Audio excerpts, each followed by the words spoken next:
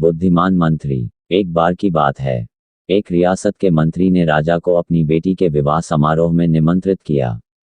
जब राजा अपने परिवार के साथ विवाह समारोह में पहुंचा तो मंत्री उन्हें सम्मानपूर्वक विशिष्ट आसन पर बैठाने ले गए तो मंत्री यह देखकर बहुत लज्जित हुआ कि एक सफाईकर्मी वहां बैठा हुआ था। उसने सफाईकर्मी को सभी के सामने वहां से उठा फेंका और उसे बहुत डांटा। सफाईकर्मी ने बहुत अपमानित महसूस किया और बदला लेने की योजना बनाने लगा। अगले दिन सुबह जब वह राजा का कक्ष साफ कर रहा था तभी वह जानबूझकर बड़बड़ाया, राजा कितने नादान हैं। उन्हें यह पता ही नहीं कि रानी और मंत्री के बीच क्या चल रहा है। राजा आधी नींद में था। यह क्या बकवास कर रहे हो? उसने पूछा। महाराज, मैं पूरी रात सो नहीं पाया। मैं तो नींद में बड़बड़ा रहा था, सफाईकर्मी जवाब में बोला। हालांकि उसकी बात सुनकर राजा के मन में संदेह के बीज पड़ गए थे। राजा अब मंत्री से चिढ़ने लगा और समय समय पर अपमानित करने लगा।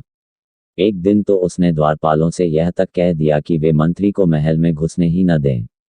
मंत्री राजा के व्यवहार से बहुत चकित था, लेकिन कुछ विचार करने के बाद उसे समझ में आ गया कि सफाईकर्मी ही इसके लिए जिम्मेदार हो सकता है।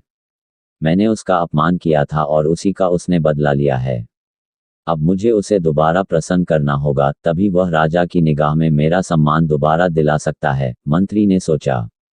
एक दिन उसने सफाईकर्मी को अपने घर भोजन पर आने का निमंत्रण दिया और कहा, मेरे दोस्त, मुझे क्षमा कर दो। मैंने तुम्हारा अपमान किया था। मुझे गलती का एहसास हो गया है। इन सुंदर कपड़ों को उपहार के रूप में ग्रहण करो। चलो मेरे साथ भोजन करो। सफाईकर्मी प्रसन्न हो गया। वह सोचने लगा, मंत्री तो अच्छा आदमी है। मैंने ही उस दिन गलती कर दी थी। अब सफाईकर्मी प्रसन्न था और प्रयास करने लगा कि मंत्री के बारे में राजा की धारणा बदल जाए। एक बार जब वह राजा के कक्ष में गया तो राजा सो रहा था। वह बड़बड़ाने लगा, अरे, राजा का तो दासी के साथ प्रेम संबंध है। बड़ी लज्जा की बात है। राजा ने उसका बड़बड़ाना सुना तो उठकर बैठ गया। राजा ने सफाईकर्मी को बहुत डांटा। सफाईकर्मी बोला, क्षमा कर दे महाराज, मैं पूरी रात सो नहीं पाया, इसलिए दिन में ही नींद में बड़बड़ा रहा था। उद्धरण चिन्ह। राजा को अपनी गलती समझ में आ गई। इस तरह की अफवाह के चक्कर में आकर उसने अपने बहुत अच्छे सलाहकार की अनदेखी शुरू कर दी थी। राजा ने मंत्री को बुलाया और दोनों फिर से मित्र बन गए।